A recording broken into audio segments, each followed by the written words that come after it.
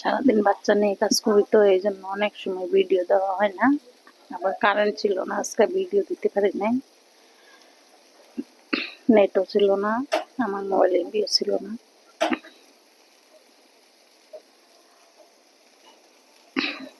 সারাদিনে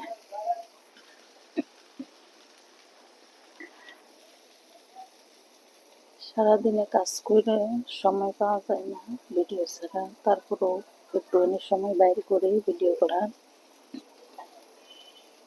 বাচ্চা তখন ঘুমায় থাকে, তখন কারণ আমার বাচ্চা রাখার মতো মানুষ নাই।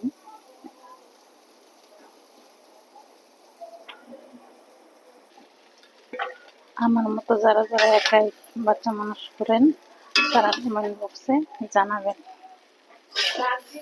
আসলে একা বাচ্চা মানুষ করা কতটা কষ্ট, যে মানুষ সে বুঝে। তারপর স্বামীর মন পাওয়া যায় না।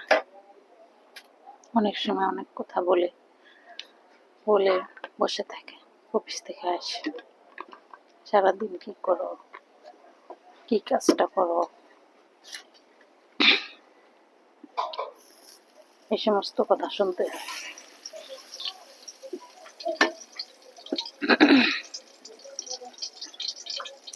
কি বলবো আর, সংসার তো করে খেতে।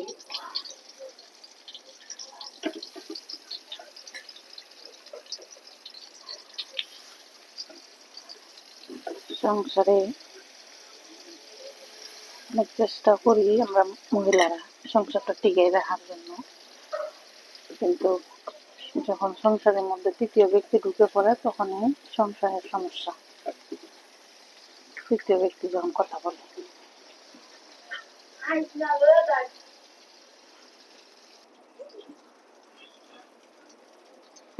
আসলে দিন শেষে যেটাই বলি না কেন সারাদিনে ব্যস্ততার কারণে, কিন্তু দিন শেষে আমরা বলি আমাদের স্বামী যেন আমাদের মাথার উপরে বাইচে থাকে।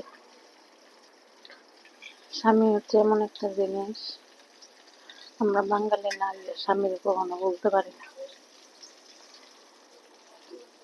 সারাদিন কষ্টের পরও আমরা দিন শেষে বলি আমার স্বামী নামে বট গাছটা বাইচে থাকুক।